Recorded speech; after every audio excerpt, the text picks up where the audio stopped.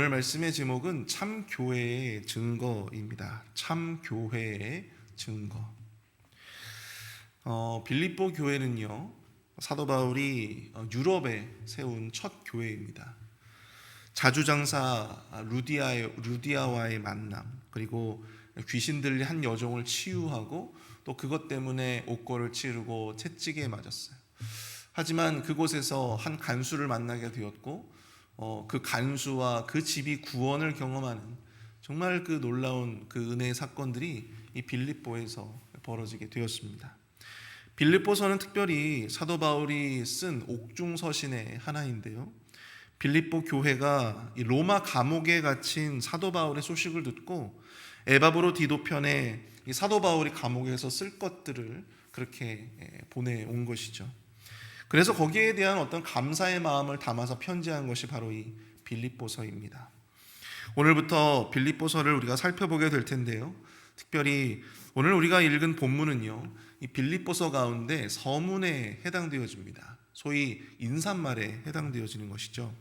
오늘 새벽에는 이 사도 바울이 빌립보 교회에 대한 감사를 담아 인사하며 그들을 칭찬하고 축복하는 그런 본문의 내용을 통해서 참 교회는 과연 어떠한 모습, 어떠한 증거를 가지고 있는가, 거기에 대한 교훈을 함께 살펴보고 우리 공동체를 한번 돌아볼 수 있는 그런 귀한 시간이 될 수 있기를 축복합니다. 첫 번째로 참 교회의 증거는 무엇인가? 공동체 서로 간의 신뢰와 사랑으로 충만한 교회이다 라고 하는 것입니다. 공동체 안에 신뢰와 사랑으로 충만한 교회. 우리 1절을 보시면 그리스도 예수의 종 바울과 디모데는 그리스도 예수 안에서 빌립보에 사는 모든 성도와 또한 감독들과 집사들에게 편지하노니. 여러분, 본문 1절에서 바울은요, 자기 자신을 종이라고 소개하고 있습니다. 하지만 여러분들이 읽어보신 사도 바울의 다른 서신들을 보시면 이 고린도서를 비롯해서 자기 자신을 사도라고 소개하는 경우들을 많이 보게 되는 것이죠. 그런데 빌립보서에는 그에 대한 언급이 없습니다. 왜 그럴까요? 자신을 왜 사도라고 소개하지 않고 좀 종이라고만 소개하는 것일까? 그것은 바로 빌립보 교회에서는 자신의 사도성을 언급할 필요성을 느끼지 못했기 때문입니다. 다른 교회들은 끊임없이 바울의 사도권을 문제 삼았거든요. 정말 이 바울이 사도가 맞을까? 사도는 말 그대로 무엇입니까? 바로 예수님의 제자를 의미하는 거예요. 베드로, 요한, 안드레아와 같이 예수님을 살아생전 만나고 예수님과 함께 먹고 마시고 또 함께 자고 함께 복음 전도를 위해서 헌신했던 사람들, 바로 그들을 사도라고 이야기합니다. 하지만 사도 바울은 살아생전에 예수님을 만난 적이 없어요. 사도 바울은 예수님을 그저 다메섹 도상에서 부활하신 예수님의 음성을 들은 것이 전부입니다. 그렇기 때문에 그에 대한 어떤 사도성을 계속해서 지적하면서 이 바울이 과연 사도가 맞느냐, 바울이 전하는 저 복음을 우리가 과연 신뢰할 수 있는 것이냐 라고 하는 어떤 그런 문제 제기를 계속해서 한 것이죠. 그도 그럴 것이, 여러분 다 아시겠지만은 사도 바울은 예수님을 믿고 회심하기 전에는 어떤 일을 했습니까? 기독교인들을 무참히 잡아 가두고 죽이고 학살하는 어떤 그런 일들에 가담하지 않았겠어요? 그래서 이 사도 바울은 끊임없이 자신을 향하여 자신의 사도성에 관하여 문제를 제기하고 의심하는 그러한 사람들에게 자신의 사도성을 계속해서 강조하기 위해서 인사말에 자신의 예수 그리스도의 사도된 나 바울은 이런 식으로 그렇게 자신을 언급했었습니다. 하지만 빌립보 교회에서는 그럴 필요가 없었다라고 하는 것이죠.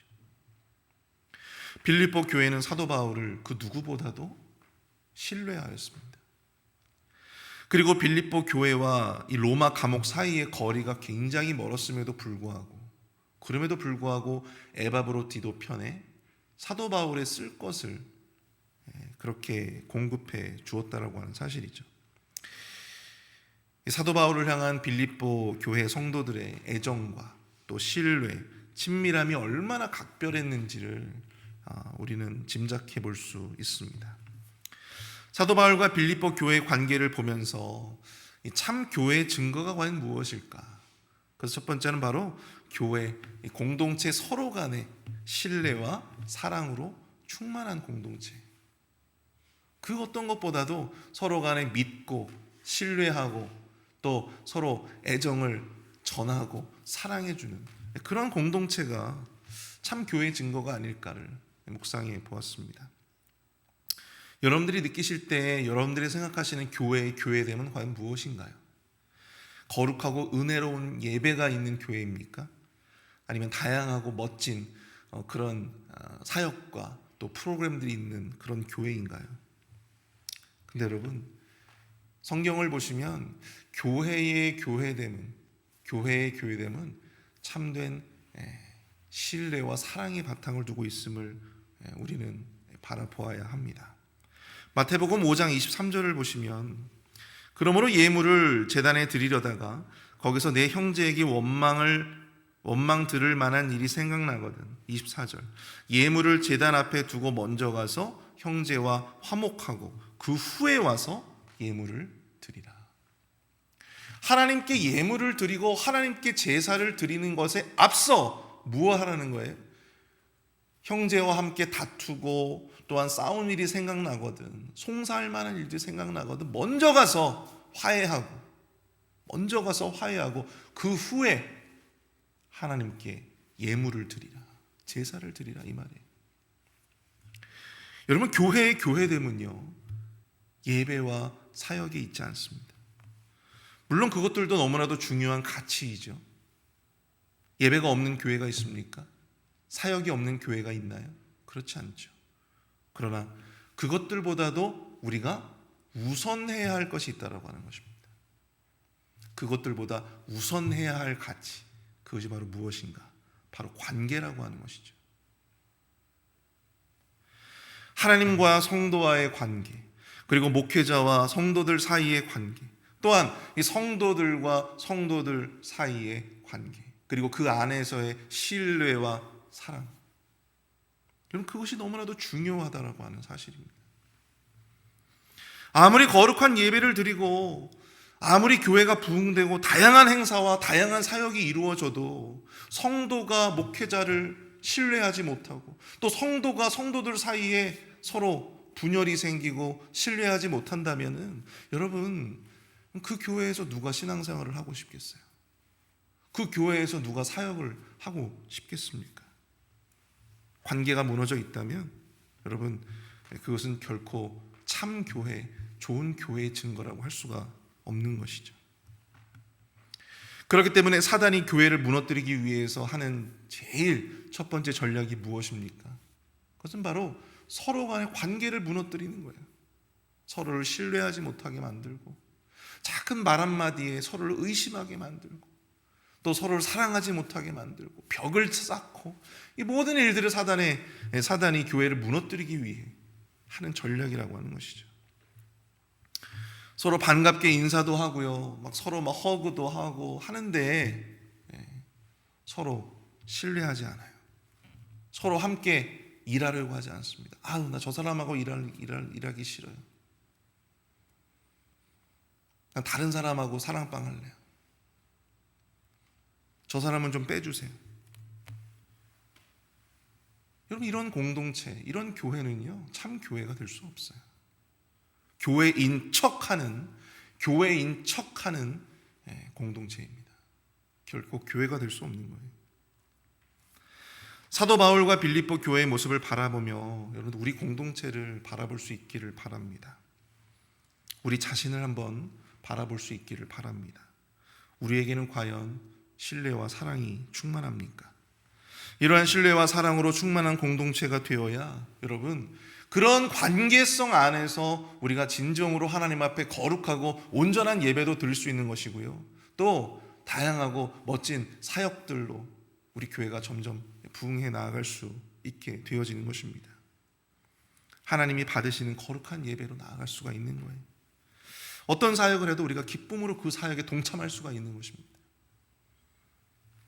제가 예전에 한국에서 사역지를 이제 구하기 위해서 어떤 교회를, 경기도에 있는 모 교회예요. 제가 그 교회 이름 말씀드릴 수 없지만 그 모 교회에 제가 이제 면접을 보게 됐어요. 면접을 보게 됐는데 어떻게 하다 보니까 이제 보통 한국은 부목사들이 워낙 많기 때문에 부목사들 사이에서 이제 면접을 보고, 그다음에 그 부목사들 사이에서 1차 면접이 끝나면 이제 최종으로 담임 목사님의 면접을 앞두게 됩니다. 제가 이제 부목사 면접은 통과했고 이제 담임 목사님 면접을 앞두고 있었는데, 담임 목사님이 대뜸 저에게 이제 인터뷰를 하면서 질문을 하나 하시는 거예요. 어떤 질문을 하시는 거예요? 제일 첫 번째 질문이었어요. 근데 그 질문이 무엇인 줄 아십니까? 만약에 성도들이 담임 목사님을 욕하거나 험담을 하면 부목사는 어떻게 해야 되느냐? 그럼 제가 뭐라고 얘기하겠습니까? 그때는 성도들과 함께 성도들의 마음을 공감해 주면서 성도들과 함께 담임 목사님을 욕해야죠. 그렇게 얘기했을까요? 아니죠. 그렇게 얘기하면 당연히 떨어지게 되는 것 아니겠습니까? FM대로, 제가 뭐라 말씀드리진 않겠지만 FM대로 제가 답변을 했어요. 그런데 제가 그 면접을 보고 나서 집으로 돌아오는데 너무 마음이 참 그런 거예요. 오죽 그 부목사를 새로 채용하는 그러한 그 질문인데 그 첫 번째 질문이 왜 그런 질문이었을까? 너무 마음이 찝찝했던 거예요. 저 교회는 돼도 안 갔으면 좋겠다, 이런 생각이 드는 거예요. 그래서 그 교회 갔을까 안 갔을까요? 네, 그 교회 안 갔습니다. 못 갔어요. 떨어졌거든요. 근데 저는 이제 그 교회는 떨어졌는데 이제 다른 교회에 됐거든요. 그래서 이제 그 교회를 갔는데 한참 시간이 흘러서 제가 아는 목사님 중에 그 교회에 이제 그 합격을 해가지고 그 교회에서 한 2년 동안 사역을 했던 목사님이 계셨어요. 근데 그 목사님한테 얘기를 들어보니 그 교회가 굉장히 큰 교회거든요. 근데 그 교회가 건축을 하면서 담임 목사님과 성도들 사이에 뭔가 벽이 생긴 거예요. 그러다 보니까 자꾸만 성도들이 담임 목사님을 험담하고 이런 일들이 자꾸만 벌어졌던 거죠. 서로 간의 신뢰가 무너져 버렸어요.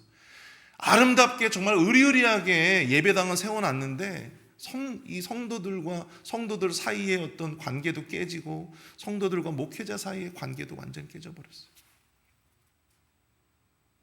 그래서 저에게 했던 질문, 첫 질문에 했던 그 목사님의 의도가 그런 교회였구나 라고 하는 생각이 들게 되었죠.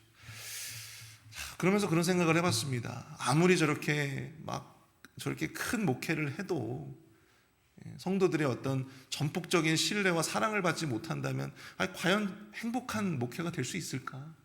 이런 생각들을 해보게 됐어요.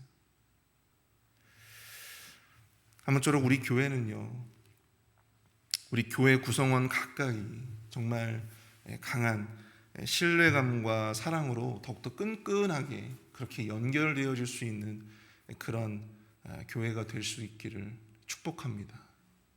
사랑방 모임이든 또 여전도회, 남전도회, 또 집사회, 이 모든 조직에서 더욱더 신뢰감과 유대감으로 얽혀져서 정말 우리 교회가 참 교회로서 하나님 앞에 인정받고 또 우리 담임 목사님이 정말 행복하게 우리 교회에서 사역하실 수 있도록 여러분들 함께 해주시기를 부탁을 드립니다.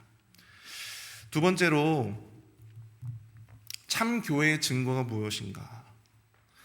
두 번째는 서로를 위해 기쁨으로 기도해 줄 수 있는 교회입니다. 서로를 위해 기쁨으로 기도해 줄 수 있는 교회. 4절을 보십시오. 간구할 때마다 너희 무리를 위하여 기쁨으로 항상 간구함은. 빌립보 교회 성도들을 위해 사도 바울은요, 감옥에 갇힌 그런 상황 속에서도 기도하였습니다. 그들을 위해서 기도했어요. 자기 자신의 안위를 위해서 기도한 것이 아니고요, 그들을 위해서 기도했어요. 여러분, 담임 목사님께서 이렇게 새벽에 여러분들 나오시면 항상 이 앞에서 기도하고 계시잖아요. 근데 여러분, 목사님이 당신을 위해서 또 당신 가정을 위해서 기도하시는 게 아니에요. 대부분의 그 기도의 제목들을 보면 다 우리 성도님들을 위한 기도예요. 대부분. 여러분, 그렇게 목회자가 이 사도 바울이 이 빌립보 이 교회를 위해서 그렇게 열심으로 기도하는데 그가 기쁨으로 기도했다라고 이야기하고 있습니다. 기쁨으로 간구했다. 여러분, 빌립보서 하면 또 기쁨이라고 하는 것이 굉장히 유명하죠. 기쁨이라고 하는 단어가 이 빌립보서 서신 전체에 여러분들 14번이 등장합니다. 14번. 근데 그 첫 번째 등장이 바로 이곳이에요. 4절. 간구할 때마다 너희 무리를 위하여 기쁨으로 항상 간구하라. 근데 여러분, 사도 바울의 지금 상황을 본다면 이 로마 감옥에 갇혀 있는 옴싹달싹 할 수 없는 연금된 상태의 자기 자신의 신세를 생각한다면 여러분, 사도 바울이 뭐가 이렇게 기뻐가지고 기도할 때마다 그렇게 기쁨으로 간구하겠습니까? 하지만 사도 바울은 이 빌립보 서신 전체에서 이 기쁨이라고 하는 것을 강조하고 있어요. 계속해서 이야기하는 거예요. 뭐가 그렇게 기쁠까? 우리는 기쁨이라고 하는 단어를 흔히 이 행복이라고 하는 단어와 서로 연관해서 생각을 합니다. 기쁨, 행복. 기쁨과 행복은 참 어울리는 단어이지만 중요한 것은 서로 같은 단어는 아니라고 하는 거예요. 기쁜 사람만 행복할 수 있느냐? 행복한 사람만 기뻐할 수 있느냐? 그렇지 않다는 거예요. 사도 바울의 예에서 살펴볼 수 있듯이 믿음의 사람은 비참하고 힘든 상황 속에서도 비록 그 자신의 삶 가운데 행복감은 조금 떨어지지만 그럼에도 불구하고 기쁨이 충만할 수 있다고 하는 사실을 우리는 말씀을 통해서 배우게 된다고 하는 사실입니다. 성경은 진정한 기쁨이라고 하는 것이 우리가 얼마나 행복한가, 우리가 얼마나 내 삶이 내 마음 먹은 대로 내가 생각했던 그 뜻대로 되어지는가, 거기에 있지 않다라고 하는 것입니다. 이러한 상황에 있지 않다라고 성경은 이야기해 주고 있어요. 그것은 바로 우리 하나님께서 나와 내 인생을 주관하시는, 이 세상을 주관하시는 분이심을 내가 확신하기 때문인 것이죠. 그러므로 성도의 진정한 기쁨은 그리스도와의 온전한 관계에서 비롯되어지는 것입니다. 그렇기 때문에 내가 고난받음에도 당신의 믿음의 선배들은 기뻐할 수 있었어요. 여러분, 당시 유대 역사가들의 어떤 증언을 본다면 여러분, 이 기독교인들이 그렇게 핍박받고 사자에게 또한 맹수들에게 자신의 몸이 찢겨지고 그런 죽어가는 그런 상황 가운데서 그들이 왜 미소를 지으면서 그렇게 죽어갈 수 있었을까? 그들이 어떻게 이렇게 찬송을 부르면서 죽어갈 수 있었을까? 거기에는 주님에 대한 분명한 확신과 신뢰가 있었기 때문입니다. 천국에 대한 확신이 그들에게는 있었다라고 하는 사실이죠.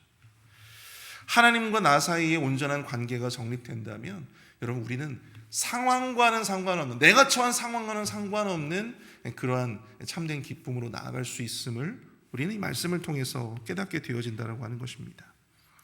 예수님이 십자가를 지시기 전에 예수님은 제자들에게 이런 말씀을 주셨습니다. 요한복음 15장 11절인데요. 내가 이것을 너희에게 이름은 내 기쁨이 너희 안에 있어 너희 기쁨을 충만하게 하려 함이라. 내 기쁨이 너희 안에 있어 너희 기쁨을 충만하게 하려 함이라. 예수님께도 또 그분의 말씀을 듣는 제자들에게도 기쁨이라고 하는 것은 상황에 있는 것이 아니라 바로 예수님과 나 사이의 관계에 있음을 우리 복음서를 통해서도 깨닫게 되어집니다. 이 초월적인 기쁨의 영성이 저와 여러분들에게 있게 되시기를 축복합니다. 상황을 초월하는, 여러분들이 지금 처한 그런 상황과는 별개의 초월의 기쁨을 여러분들 경험하실 수 있는 저와 여러분들이 되실 수 있기를 축복합니다. 근데 여러분, 이 9절부터 11절까지의 말씀을 보시면 내가 기도하노라 너희 사랑을 지식과 모든 총명으로 점점 더 풍성하게 하사 너희로 지극히 선한 것을 분별하며 또 진실하여 허물 없이 그리스도의 날까지 이루고 예수 그리스도로 말미암아 의의 열매가 가득하여 하나님의 영광과 찬송이 되기를 원하노라. 온갖 좋은 그런 기도의 제목들은 다 붙여가지고 그들을 축복하는 거예요. 빌립보 교회 성도들을 위한 바울의 기쁨의 기도는요, 그들의 사랑이 지식과 총명으로 점점 더 풍성하게 되어지기를 기도하고 있습니다. 여기서 총명이라고 하는 것은 통찰력의 깊이나 지각을 의미하죠. 빌립보 교회라고 여러분들 왜 문제가 없었겠습니까? 우리가 나중에 이제 살펴보게 되겠지만 빌립보 교회도 분열의 문제를 안고 있었어요. 심각한 분열의 문제, 다툼의 문제가 있었어요. 하지만 바울은 직선적으로 그것을 공격하지 않고 이 문제 해결을 위해서 누구에게 기도하고 있습니까? 하나님 앞에 기도하고 간구하고 있다는 사실입니다.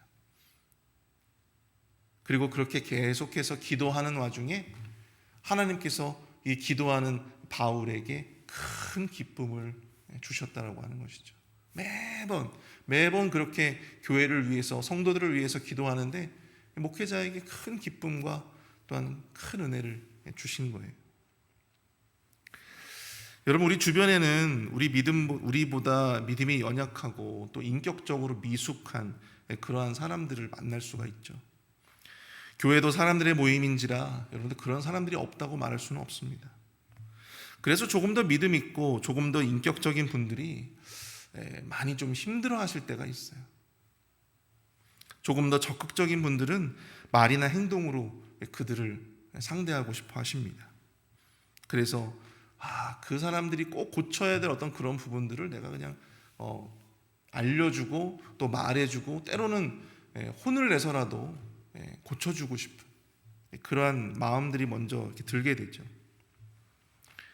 그래야 그들의 믿음이 자라고 또 인격이 성숙할 수 있다고 생각하시는 것입니다. 물론 그것이 필요할 때도 있어요. 그런데 여러분, 우리에게는 다른 방법도 있음을 기억해야 합니다. 바로 오늘 이 사도 바울이 빌립보 교회 성도들의 신앙의 영적 성장을 위해서 추구했던 방식을 여러분들이 한번 고민해 볼 필요가 있습니다. 우리가 뭔가 직선적으로 그들을 위해서 바르게 이야기를 해주고 지적하고 또 그렇게 하는 것도 물론 필요하죠. 그런데 가장 먼저 우선해야 될 것은 무엇입니까? 바로 그들을 위해서 기도하는 거예요. 그들을 위해서 기도하는 것입니다. 그들을 위해서 기도하다 보면 하나님께서 이 사도 바울에게 부어주셨던 것처럼 그들을 생각하면 오히려 더 큰 기쁨을 기도하는 자에게 허락해 주실 때가 있다고 하는 것이죠.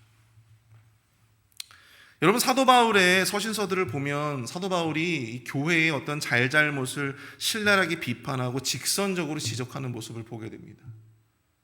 그러나 그 이면에는 사도 바울이 그 교회들을 위해서 얼마나 남몰래 걱정하고 그 교회들을 위해서 기도하고 있는지 몰라요.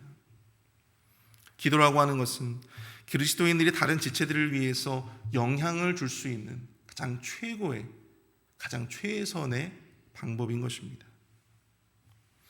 그들을 위해서 구체적으로 말해주고 지적해주고 도와주고 행동해주는 것도 필요하겠지만 그보다 훨씬 더 중요한 방법, 더 우리가 먼저 우선해야 되는 방법은 그들을 위해서 기도해주는 것이라고 하는 것이죠. 그들의 믿음이 더욱더 자라갈 수 있도록, 그들의 사역이 더욱더 흥왕해질 수 있도록, 그들의 인격이 더욱더 주님 안에서 성숙해질 수 있도록, 저들 사이에 주님과의 관계가 더욱더 깊어질 수 있도록 우리가 기도해 주는 거라는 것이죠. 우리가 직접적으로 그들을 가르치고 그들을 지적하고 혼내고, 물론 그렇게 하는 것도 정말 필요해요. 왜냐하면 이 말을 잘 이해를 못하는 사람들이 너무나 많거든요. 그럴 때는 그에 합당하게 지적해주고 따끔하게 혼도 내줘야죠. 근데 여러분, 우리가 그보다 먼저 우선해야 할 방법이 있다고 하는 사실을 여러분들 꼭 기억하실 수 있기를 바랍니다. 남몰래 그들을 위해서 기도할 때 여러분, 하나님께서 우리의 마음 가운데 그들을 생각하면 우리가 더 기뻐할 일들을 많이 생각나게 해주실 것입니다. 그들의 인격과 또한 그들의 삶이 더욱더 하나님 앞에 올라갈 수 있도록 우리가 그들을 위해서 함께 서로 간에 기도해 줄 수 있는 그런 기도의 공동체가 되실 수 있기를 축복합니다. 우리 잘 함께 말씀을 생각하면서 우리가 좀 함께 기도할 수 있기를 원하는데요. 우리 사도 바울과 빌립보 교회의 모습을 바라보며 우리 교회가 서로 간의 신뢰와 사랑으로 충만하게 세워지는 교회가 되게 하여 주시고, 상황에 따른 기쁨이 아니라 주님으로 말미암는 온전한 기쁨으로 서로를 위해서 기도해 줄 수 있는 공동체가 되게 하여 주옵소서. 함께 우리 합심해서 기도하도록 하겠습니다.